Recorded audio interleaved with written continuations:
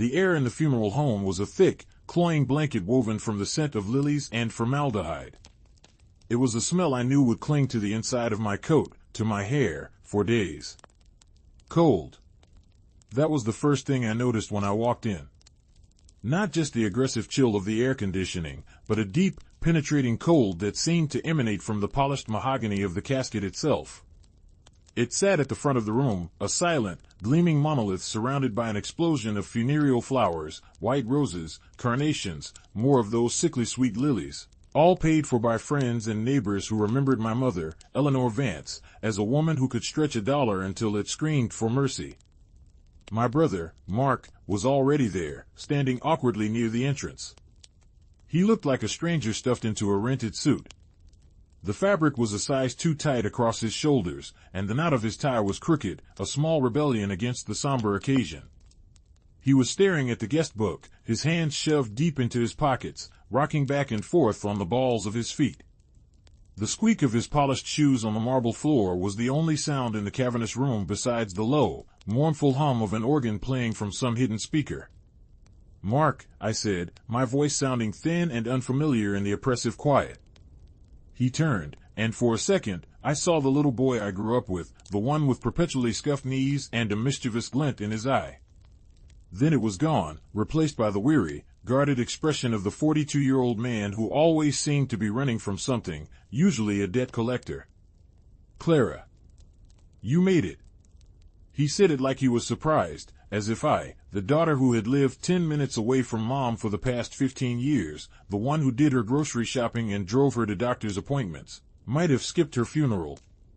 "Of course I made it," I replied, the words coming out colder than I intended. I pulled my thin black cardigan tighter around myself, the cheap wool scratching against my skin. "Where else would I be?"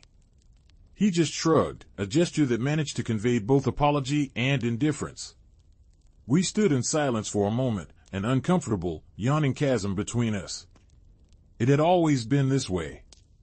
I was the responsible one, the steady one. Mark was the whirlwind, the one who blew into town when he needed something and blew out again just as quickly, leaving a trail of broken promises and unpaid bills in his wake. The room began to fill up.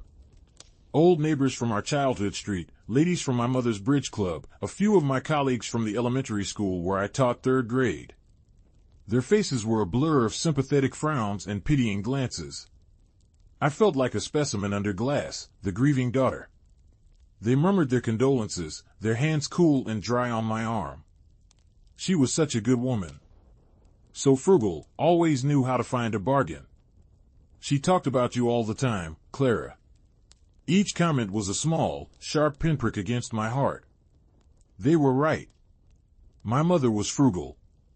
She washed and reused plastic bags, turned the heat down to 60 degrees in the winter, and had a collection of coupons so vast it required its own filing system. She wore the same 3 winter coats in rotation for 20 years. Our house, the one I grew up in, was a museum of carefully preserved but threadbare furniture. Sweet home, or so I thought. I made my way to the front of the room, my sensible, low-heeled shoes making soft, apologetic taps on the floor. I stood before the casket. They had done a good job. She looked peaceful, her hands folded over a rosary I didn't know she owned. Her face was smooth, the deep lines of worry and exhaustion that had etched their way into her skin over the last few years miraculously erased. But it wasn't her. It was a wax figure replica, a hollow shell. The real Eleanor, the one with the sharp tongue and the surprisingly gentle hands, the one who smelled of lavender soap and Earl Grey tea, was gone. A wave of grief, so powerful it buckled my knees, washed over me. I gripped the edge of the casket to steady myself, the wood cool and unyielding beneath my trembling fingers. I could feel the vibrations of the organ music through the floor, a low thrum that seemed to match the frantic, painful beating of my own heart.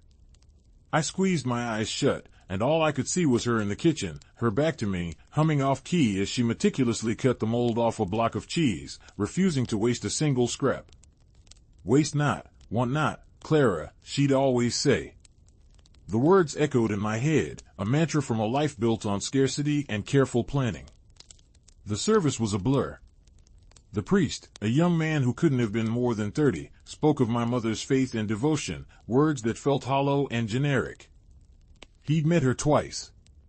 He didn't know the woman who could fix a leaky faucet with a bobby pin and a piece of chewing gum, or the way her eyes would light up when the first crocuses of spring pushed their way through the frozen dirt in her garden. Mark sat beside me in the front pew, his leg jiggling with a nervous energy that vibrated through the wood and into my own body. He didn't cry. I didn't either. My grief was a hard, cold knot in my stomach, too dense for tears. After the service, we drove back to the house for the wake. The short drive was silent, the air in my sensible four-door sedan thick with everything we weren't saying. The house smelled of baked ham and coffee, a funereal feast prepared by the ladies from the bridge club. It felt wrong. The house was supposed to smell like Mom, like lemon-scented polish and the faint, dusty aroma of old books. Now it was filled with the clatter of plates and the low murmur of sympathetic voices, strangers in our sacred space. I moved through the rooms on autopilot, accepting hugs that felt too tight, nodding at platitudes that offered no comfort. She's in a better place. She's at peace now. I wanted to scream, to tell them that her place was here, in her worn-out floral armchair, with a half-finished crossword puzzle on her lap. Mark found a corner of the living room and stayed there, nursing a cup of coffee and talking to our cousin, David, his voice a low rumble I couldn't quite make out. Every so often, his eyes would dart around the room, assessing, calculating. I knew what he was thinking about. The house. It was paid off, the only real asset my mother had. In his mind, he was probably already mentally dividing the proceeds from its sale. By 4 o'clock, the last of the guests had trickled out, leaving behind a battlefield of dirty plates and half-empty coffee cups. The silence they left in their wake was deafening. The house groaned and settled around us, its familiar sounds now seeming mournful and lonely. I started clearing the dishes, the clink of ceramic on ceramic a jarring intrusion. Mark didn't help. He just stood by the window, looking out at the manicured lawn my mother had been so proud of. "So," he said, his back still to me. "What happens now?" "What do you mean, what happens now?" I asked, my voice tight. "We clean up. We grieve. We figure things out. I mean with the house, Clara. With her stuff. It can wait, Mark. She's not even in the ground for a full day." My hands were shaking as I rinsed the plate under the hot water, the steam rising to fog my glasses. "I'm just being practical," he said, finally turning to face me. His eyes, the same pale blue as our mother's, were hard. "I have to get back to Chicago next week. I can't stick around for months to sort through a lifetime of knickknacks." "It's not knickknacks, it's her life," I shot back, my voice rising. "Clara, come on. It's a bunch of old furniture and sentimental junk. We sell the house, split the money, and move on. It's what she would have wanted. No fuss." The idea of selling this place, of erasing the last physical traces of our mother from the world, made me feel physically ill. Every scuff on the wooden floor, every faded patch on the wallpaper, held a memory. This was the house where I took my first steps, where she taught me to read, where she held me after my first heartbreak. To Mark, it was just real estate. Before I could form a reply, my phone buzzed on the counter. The screen showed an unknown number. I almost ignored it, but something made me answer. "Hello? Is this Clara Vance?" a man's voice asked. It was a dry, professional sound, like rustling paper. "Yes, this is she. My name is Arthur Abernathy. I was your mother's attorney. First, please accept my deepest condolences on your loss." "Thank you," I said, confused. My mother had an attorney? She used to joke that lawyers were more expensive than surgeons and twice as painful. "I know this is a difficult time," he continued, "but your mother was very specific in her instructions. She requested that you and your brother, Mark, come to my office tomorrow morning at 10 o'clock for the reading of her will." My hand tightened on the phone. A will. Of course. She was meticulous. She probably had her whole funeral planned out and paid for years in advance. Yes, of course, I said. We'll be there. I hung up and looked at Mark. That was Mom's lawyer. She has a will. We need to be at his office tomorrow at 10. A flicker of something, greed, maybe, or just plain curiosity, passed over Mark's face. A lawyer, huh? Fancy. Wonder what she left us. A lifetime supply of coupons and a box of yarn? He laughed, a short, humorless bark. I didn't laugh. A strange, cold feeling was seeping into my bones, a premonition that the quiet, simple life my mother had presented to the world was about to be shattered into a million pieces. And I was right. I just had no idea how profoundly. The law office of Abernathy, Cole, and Swain was located downtown, in one of those old, imposing brick buildings with a revolving brass door that sighed every time it moved. The air inside was different from the air outside. It was cool, still, and smelled of old leather and floor polish. A hushed reverence permeated the space, as if the walls themselves were privy to 1,000 secrets and sorrows. Our footsteps echoed on the polished marble floor as a stern-faced receptionist directed us to a conference room on the 3rd floor. The room was paneled in dark wood, with a long, intimidating mahogany table that reflected the muted light from the tall, narrow windows. A single, ornate silver water pitcher sat in the center of the table, sweating onto the polished surface. The chairs were upholstered in stiff, green leather that squeaked in protest when we sat down. It felt like a room designed to make you feel small and insignificant. Mark, for his part, seemed unfazed. He leaned back in his chair, one arm draped casually over the back, a picture of nonchalant confidence. I sat ramrod straight, my hands clasped tightly in my lap, the fabric of my black dress feeling rough against my skin. I could hear the faint ticking of a grandfather clock in the hallway, each tick a hammer blow against the silent tension in the room. A moment later, Arthur Abernathy entered. He was a small, neat man in his late 60s, with a fringe of white hair around a shiny, bald head and a pair of gold-rimmed spectacles perched on his nose. He carried a worn leather briefcase that he placed on the table with a soft, definitive thud. "Miss Vance, Mr. Vance," he said, his voice as dry as old parchment. "Thank you for coming. Again, my sincerest condolences. Your mother was a remarkable woman." He gave us a thin, professional smile and then opened his briefcase. He pulled out a thick manila folder and a pair of reading glasses, which he put on with a deliberate, practiced motion. He cleared his throat. Now, Eleanor was very clear about her last will and testament. She wanted no fuss, no prolonged legal battles. Everything is, as she would say, shipshape. Mark smirked. "Sounds like Mom." Mr. Abernathy didn't acknowledge the comment. He simply opened the folder and began to read in a monotone voice, the legal jargon washing over me in a meaningless wave. "Last will and testament of Eleanor May Vance, being of sound mind and body, bequeath residue of my estate," he droned on, listing her personal effects. Her collection of antique teacups was to go to a cousin in Ohio. Her gardening tools to her next-door neighbor, Mr. Henderson. Her books to the local library. Each item was a small piece of her life being given away, and the knot of grief in my stomach tightened with every word. "And now," Mr. Abernathy said, looking up at us over the rim of his glasses, "we come to the primary assets. As per the deed, the house at 452 Maple Street, and all its contents not otherwise specified, are to be left jointly to her 2 children, Clara Vance and Mark Vance, to be divided or disposed of as they see fit." I let out a breath I didn't realize I was holding. It was what I expected. Mark shot me a quick, triumphant look. I could see the dollar sign spinning in his eyes. Finally, Mr. Abernathy continued, turning to the last page. "We come to the matter of the residuary estate. This includes all financial accounts, investments, and holdings."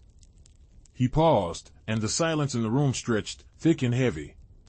He seemed to be choosing his next words with extreme care.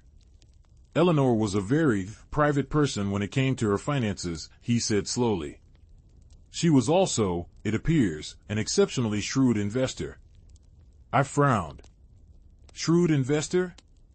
My mother's idea of a hot stock tip was a 2-for-1 sale on canned tuna. Mr. Abernathy took a sip of water from a small glass, the sound of his swallowing unnaturally loud in the quiet room. He then looked directly at me, his gaze steady. Your mother held a single, consolidated investment account. The account is not held with a domestic bank. It is domiciled in the Cayman Islands. The words didn't compute. Cayman Islands? My mother's entire world was a 5-mile radius around her house. She complained about the price of gas to drive to the next town over. Mark leaned forward, the casual bravado gone, replaced by a sharp, focused intensity. What are you saying? She had an offshore account? Mom? Indeed, Mr. Abernathy confirmed, his face unreadable. And as per her instructions, the full balance of this account is to be transferred to a joint trust set up in both of your names, to be divided equally between you. I felt a dizzying sense of unreality, as if the floor was tilting beneath my chair. An offshore account? There must be a mistake. My mother, she clipped coupons. She bought day-old bread to save 50 cents. My voice was a choked whisper. Mr. Abernathy gave me a look that was almost, but not quite, sympathetic. There is no mistake, Ms. Vance. I have all the documentation here. It's perfectly legal and meticulously organized. Your mother was a very thorough woman. Mark was practically vibrating with anticipation. How much? He blurted out, his voice cracking. How much are we talking about? Mr. Abernathy adjusted his glasses and looked down at the paper in front of him. He paused for a dramatic beat, and the ticking of the clock in the hall seemed to grow louder and louder, filling my ears. Then he said the words that shattered my world. As of the close of business yesterday, the balance of the account stands at $3,742,511.16. The sound in the room ceased to exist.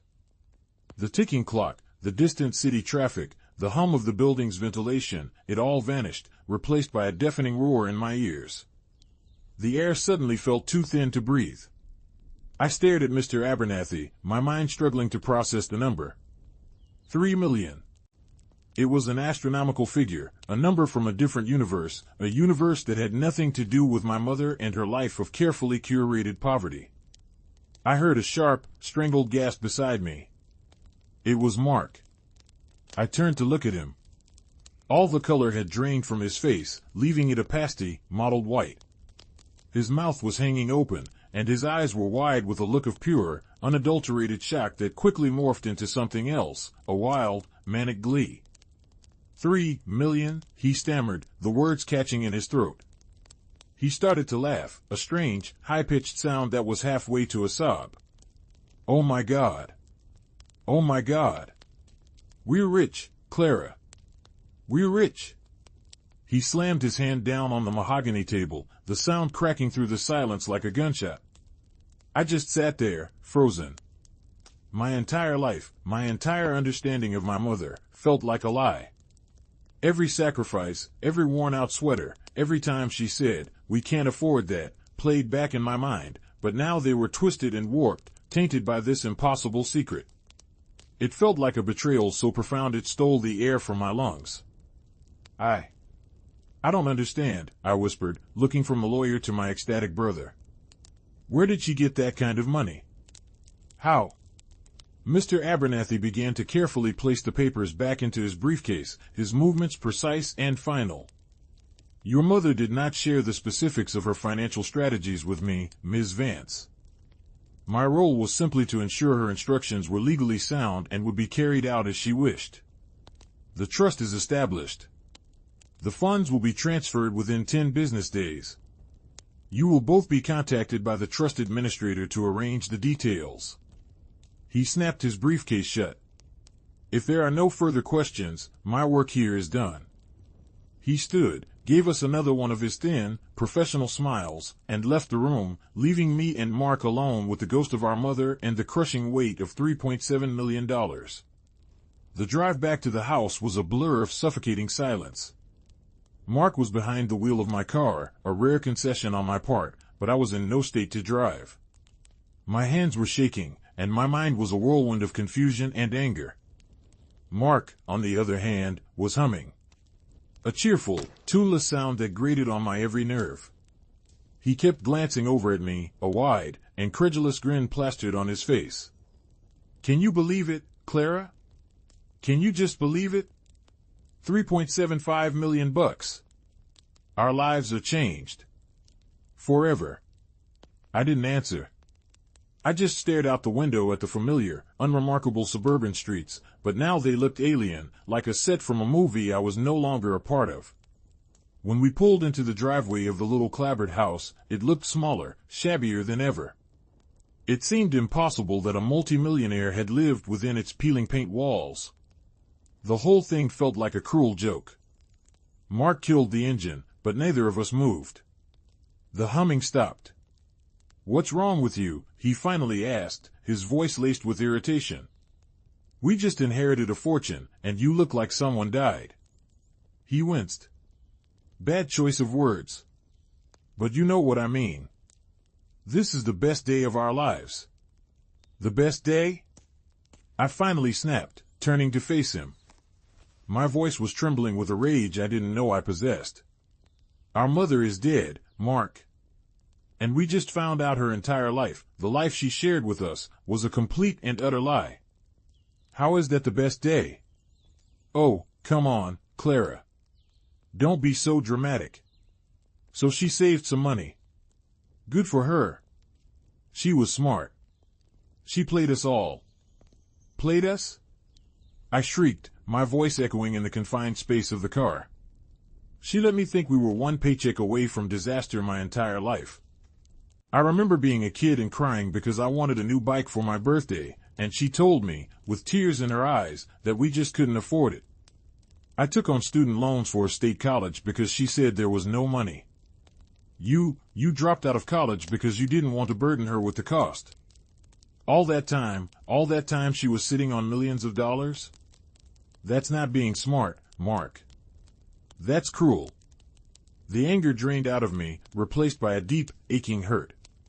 The memory of my mother's face, etched with worry over a $30 utility bill, was now a grotesque caricature. Mark's grin had vanished. "Look, I don't know why she did it. Maybe she didn't trust us. Maybe she didn't trust anyone. But the why doesn't matter right now. What matters is the money. Is that all that ever matters to you?" I asked, my voice dripping with contempt. He slammed his hand on the steering wheel. "You know what? Yes. For once, yes. Do you have any idea what this means for me? I can pay off my debts. I can get my ex-wife off my back. I can start my own business, for real this time. I can finally have a life, Clara, instead of constantly scrambling to stay afloat. And you can quit that thankless teaching job, you can travel, you can buy a house that isn't falling apart." "I like my job," I said quietly. "And I like my house." "Because you don't know any better," he yelled, his face turning red. "You've been living Mom's life. Scrimping, saving, martyring yourself. Well, I'm done with it. I'm taking my half, and I'm going to live. You can do whatever you want with yours. Set it on fire for all I care." He got out of the car and slammed the door, the sound rattling the windows. I watched him stalk up the walkway and disappear into the house, our mother's house. I sat there in the silence of the car, the scent of old coffee and a faint, lingering trace of my mother's lavender air freshener filling my nostrils. The world had tilted on its axis, and I had no idea which way was up. The woman I had spent my life loving and caring for was a stranger. And her final act had been to drive a golden wedge between her only 2 children, a wedge so big it felt like it could split our already fractured family in 2 for good.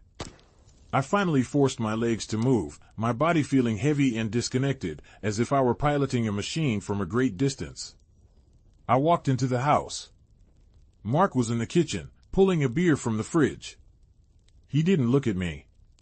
The air between us was thick and electric, humming with unspoken accusations and years of resentment that had finally been given a voice. The quiet little house, which had always felt like a sanctuary, now felt like a cage, too small to contain the enormity of what had just happened. I walked past him and into the living room. My eyes scanned the familiar objects, the faded floral sofa with the permanent indentation where Mom always sat, the mantelpiece crowded with dusty porcelain birds, the framed photos of me and Mark as kids, gap-toothed smiles and bold haircuts. It was all a lie. A stage set for a play about a struggling, frugal family, while the lead actress was secretly a millionaire. The rage was gone, replaced by a hollow, aching emptiness. I sank into my mother's armchair. The worn fabric felt cool against my skin. The chair still held her faint scent, that mix of lavender and tea, and for a moment I could almost pretend she was just in the other room. A sob escaped my throat, a ragged, painful sound. It wasn't just grief for her death anymore. It was grief for the life I thought we'd had.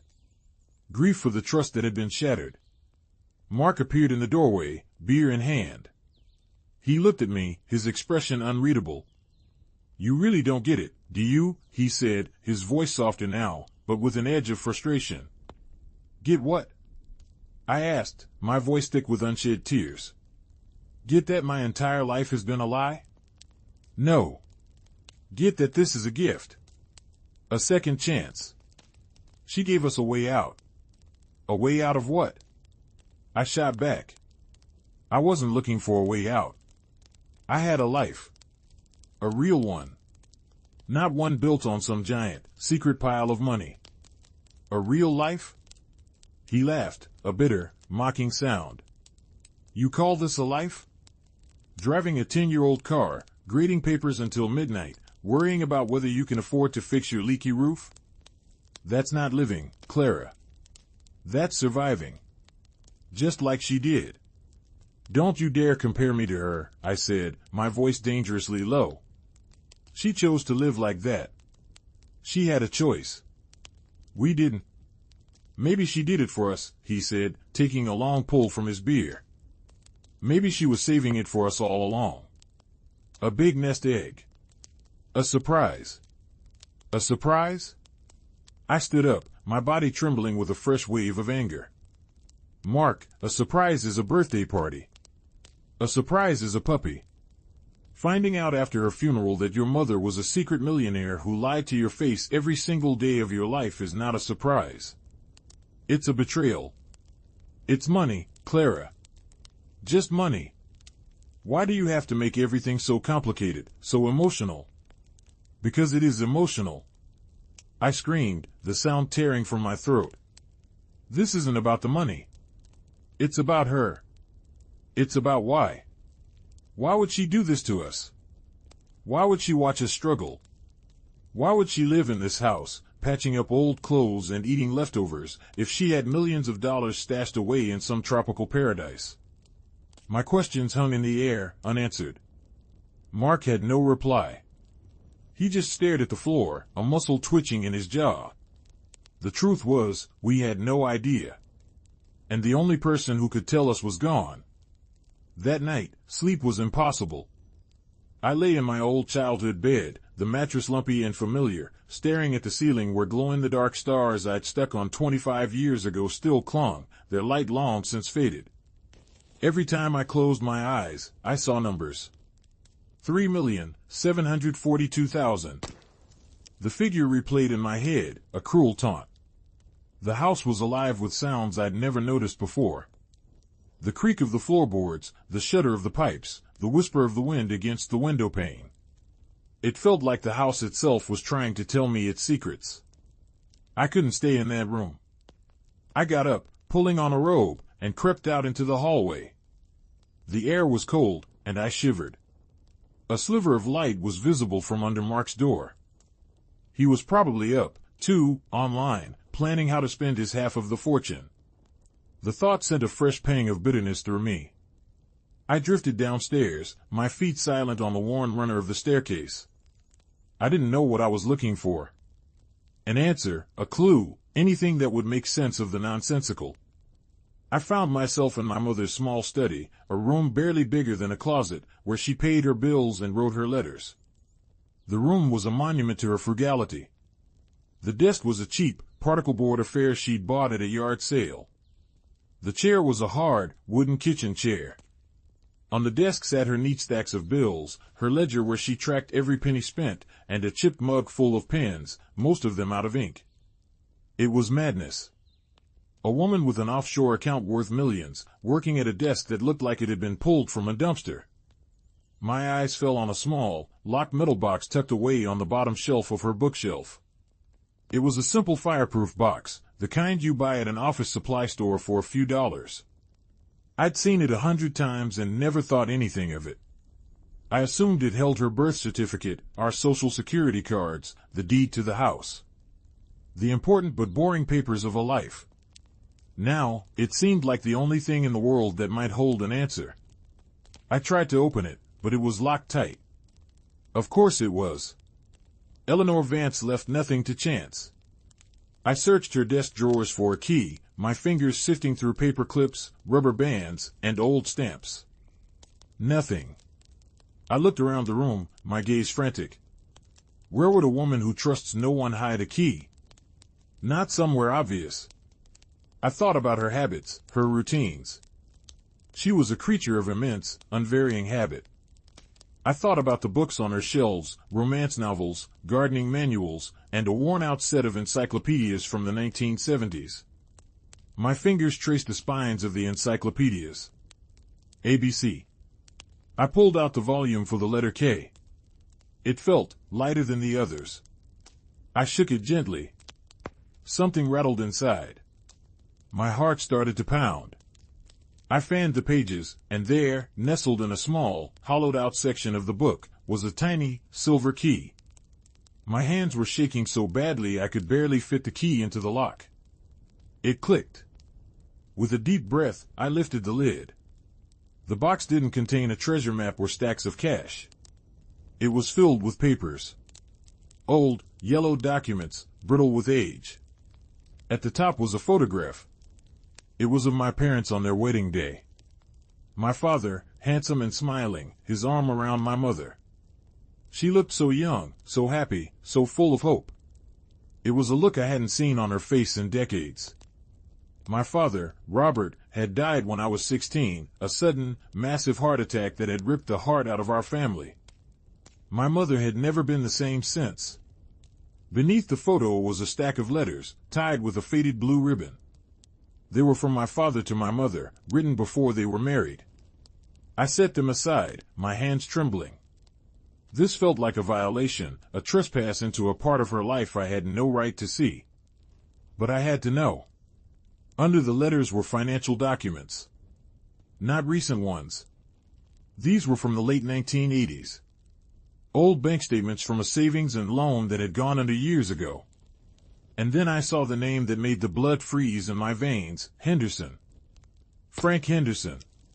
He'd been my father's business partner. They'd run a small construction company together.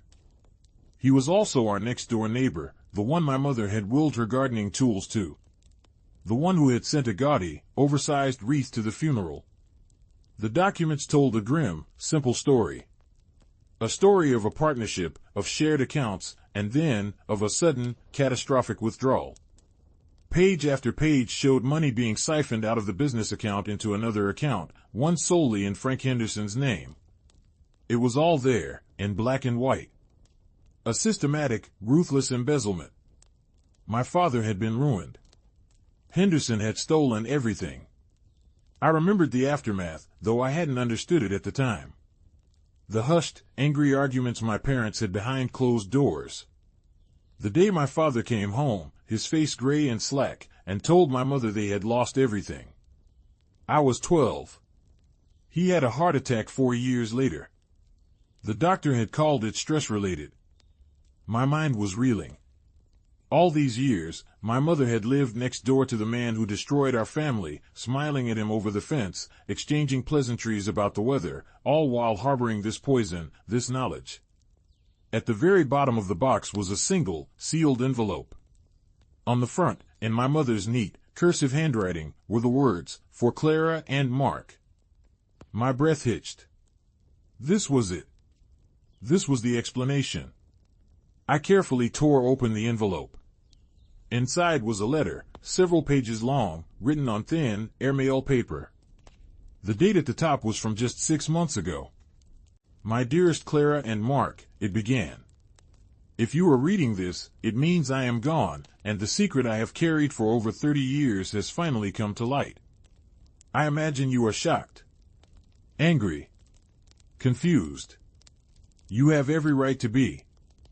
I owe you an explanation, though I doubt any explanation can truly make up for a lifetime of deception. My vision blurred with tears as I read on. She told the story I had just pieced together from the documents. The story of Frank Henderson's betrayal. How he had left my father with nothing but debt and shame. How the stress of it had, in her mind, killed him. She had tried to go to the police, to lawyers, but Henderson had been clever. He'd covered his tracks, made it look like a series of bad business decisions, like my father was complicit. There was no proof, no case. I was left with a mortgage, 2 children, and a heart full of rage, she wrote. I promised myself, on your father's grave, that I would not let that man win. I would not let him enjoy the life he stole from us. And so, I began my own life's work. She explained how she got a job as a bookkeeper for a small import-export company. How she had learned about money, about markets, about the hidden world of offshore finance. She described how she started tracking Frank Henderson. He had invested the stolen money, grown it into a small fortune of his own. He was careless, boastful. He used a less than reputable offshore broker. She learned his patterns, his strategies.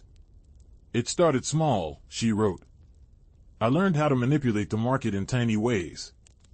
I learned how to short the stocks he was invested in. I used what little money I had, your father's life insurance, as my seed money.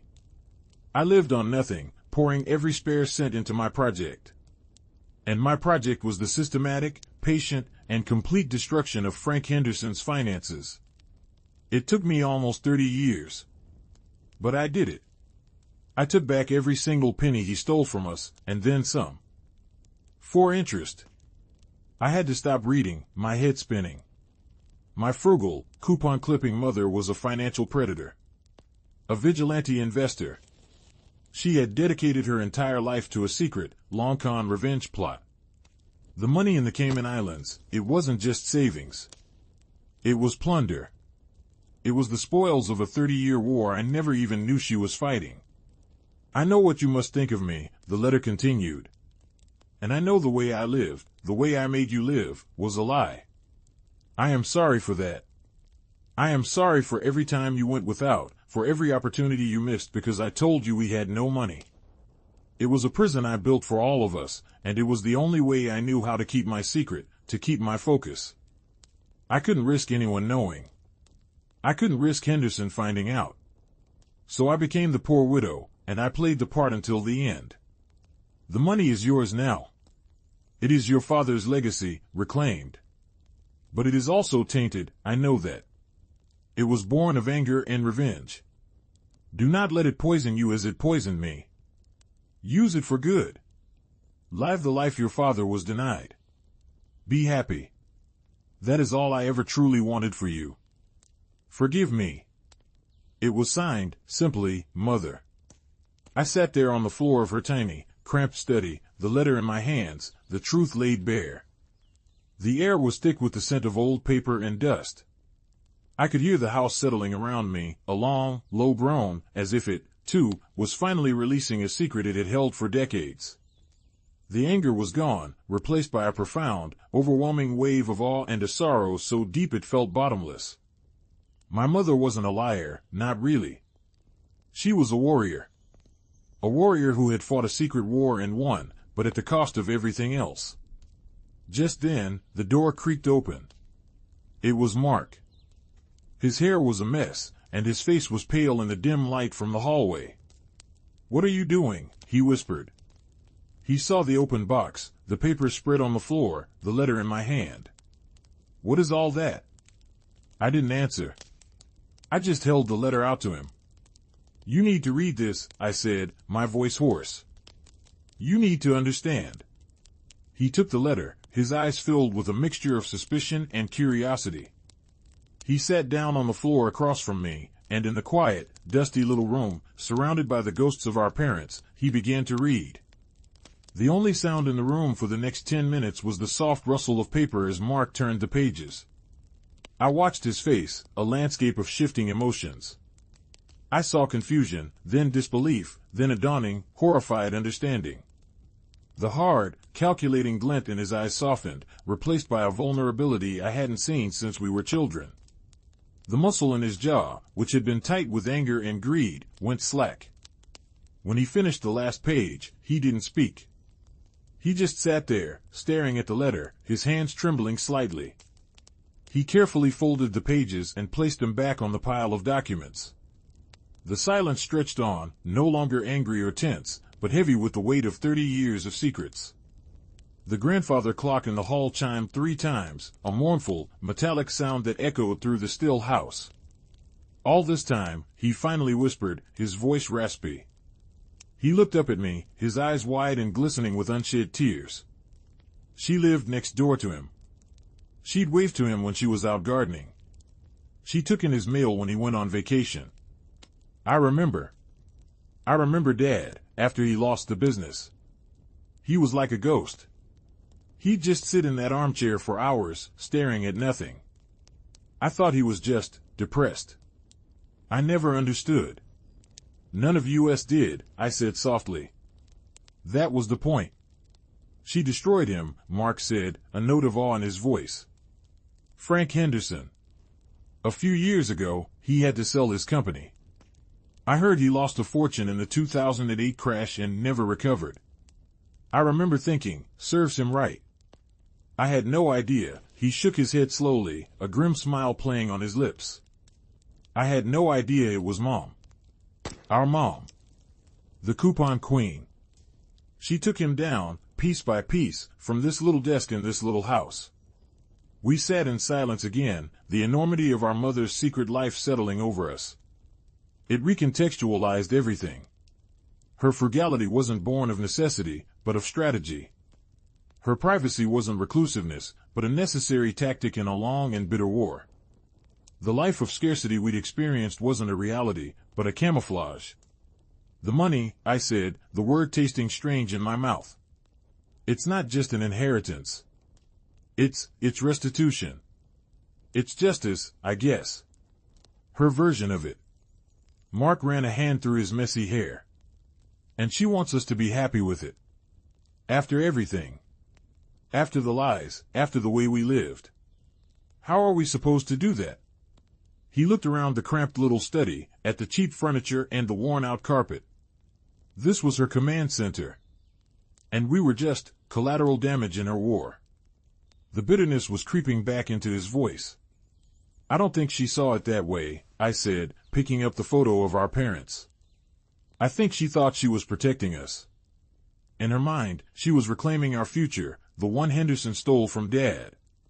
She was just so consumed by the fight, she forgot how to live. She forgot how to let us live. The sun was beginning to rise, casting a pale, gray light through the dusty window. The world outside was waking up, but our world had been turned completely upside down. The house, which had felt so empty and lonely, now seemed full, haunted not by a ghost, but by the sheer force of our mother's will. "What do we do, Clara?" Mark asked. It was the first time in a long time he had asked for my opinion, my guidance. The wall of money and resentment between us had been replaced by a shared, bewildering truth. I don't know, I admitted. Her letter, it said the money was tainted. She was right. It feels heavy. It feels dangerous. I thought about what Mark had said he would do with it. Pay off debts, start a business, live a life of ease. It all seemed so hollow now, so meaningless in the face of the sacrifice and rage that had generated it. I don't think we can just spend it. What, you want to give it back? He asked, a hint of his old defensiveness returning. No. To who? Henderson? He's the one who stole it in the first place. But just taking it? Going on vacation, buying new cars, it feels like a betrayal of Dad. Of her, too. All that sacrifice, just so we can have fancy stuff? It feels wrong. We moved to the kitchen as the sun came up, the warm, golden light streaming through the window over the sink. I made coffee, the familiar ritual of small, comforting anchor in a sea of uncertainty. The smell of brewing coffee filled the room, a scent of normalcy in a world that was anything but. We sat at the small, wobbly kitchen table where we'd eaten thousands of meals, done our homework, and argued over whose turn it was to do the dishes. The letter and the document sat between us, a silent testament to the secrets the table had kept. You know, Mark said, staring into his coffee cup, for years, I resented her. I thought she was just bitter. Cold. Always pinching pennies, always saying no. I thought she resented me because I wasn't you, because I wasn't the perfect, dutiful child. Don't say that, I murmured. I wasn't perfect. You were closer than I was, he said with a wry smile. You stayed. I ran. I thought I was running from this place, from the constant lack of everything. But I was running from her. From that sadness she always carried. Now I know it wasn't sadness. It was rage. And she was holding it all inside, all those years, so we wouldn't have to. It was the most honest thing he had said to me in 20 years. So what's the plan? He asked again, looking at me directly. You're the smart one, the planner. What do we do with $3.7 million of blood money? It's not blood money, I corrected gently. It's justice money. And her letter gave us our answer. Do not let it poison you as it poisoned me. Use it for good. What does that even mean? Good? Donate it all to charity? Live in a monastery? No, I said, an idea beginning to form in my mind, a fragile, hopeful thing. I think it means we use it to build something, not just to spend it. Dad's business, he loved it. He loved building things. He loved giving people jobs. Henderson didn't just steal money from him, he stole his purpose. Mark was listening, his full attention on me. What if, I continued, my voice growing stronger, more confident, we used the money to start something in his name? A foundation, maybe. Or a nonprofit. Something that helps people who have been cheated, people like him. Small business owners who've been ruined by fraud.